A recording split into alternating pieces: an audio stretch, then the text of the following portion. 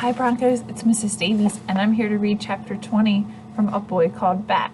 Chapter 20, Problems. Earth to Bat, Mr. Grayson said. Bat looked up. He had been staring at his math work in front of him, but he hadn't been doing the problems. Usually, Bat liked math problems, because he was good at them and they made sense. Usually, Bat asked for extra math problems when he was done with his regular math problems. But today, Bat didn't feel like doing the regular math problems, even though they were easy. Today, all Bat could think about was that time was passing very quickly and that he still hadn't heard back from Dr. Jerry Dragoo, world skunk expert. "You look like you're having a hard time focusing today, Bat," said Mr. Grayson. "I'm not having a hard time focusing," said Bat. "Let me rephrase that. You look like you're having a hard time focusing on your schoolwork today, Bat." "Yes," said Bat. "I'm focused on something else." "He can't think about anything other than that stupid baby skunk," said Luca. "Thor isn't stupid," Bat said. He felt his throat grow tight with anger. "Once my dog got sprayed by a skunk when we were camping," Israel said. "He was stinky for a week." Okay, said Mr. Grayson. "That's all very interesting, but right now is math time, not skunk time." There should be skunk time at school, thought Bat. He picked up his pencil and forced his brain to focus on the math problems. Most of them were too easy to even bother working out on paper, but he showed all the steps because Mr. Grayson liked it when he showed his work, and Bat liked Mr. Grayson.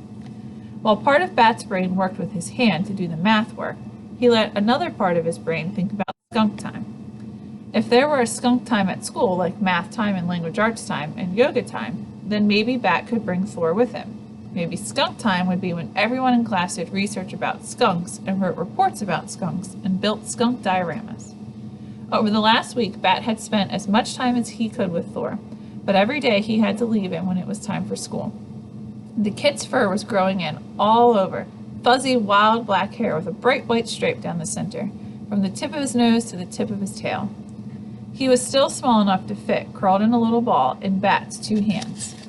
There's a little picture. And he'd had plenty of time to spend with Thor because Janie had barely spoken to him since the pajama top incident. She spent all her time in her room practicing the "Off with Her Head" song for her Queen audition and going over to Ezra's house. Now, and every other Friday was coming, and Bat would have to go with Janie to Dad's house.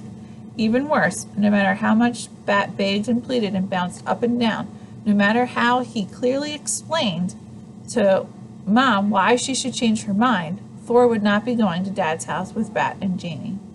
This every other Friday meant that Thor had already spent 2 weeks living with Bat and his family, and if Bat didn't find a way to change Mom's mind in 2 more weeks, Thor would be leaving for the rescue center. "Thor will be fine, Bat," Mom said. "Lawrence is going to take him for the weekend." It wasn't that Lawrence couldn't do a good job of taking care of animals, Bat thought as he finished the last row of math problems. It wasn't that Bat didn't trust Lawrence. It was just that, well, Bat didn't want anyone else taking care of the skunk kit. What if Lawrence did a better job? What if Thor was happier at Lawrence's house than at their house?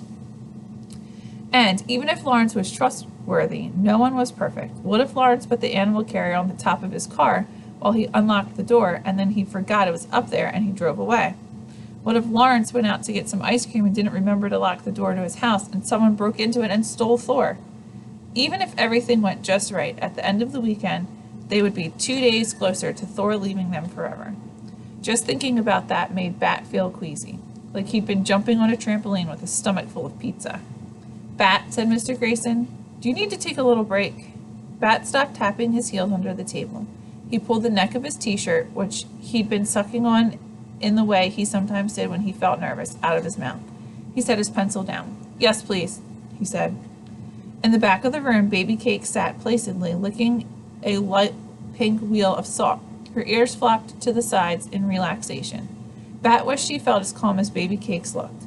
He climbed into her enclosure and sat cross-legged beside her, scratching her ears and thinking about the weekend. If his parents weren't divorced, then he wouldn't have to leave home every other weekend and go to his dad's dumb apartment. If his parents weren't divorced, Thor wouldn't be spending the weekend with Lawrence. I hope you enjoyed Chapter 20 and come back tomorrow for Chapter 21. Bye, Broncos!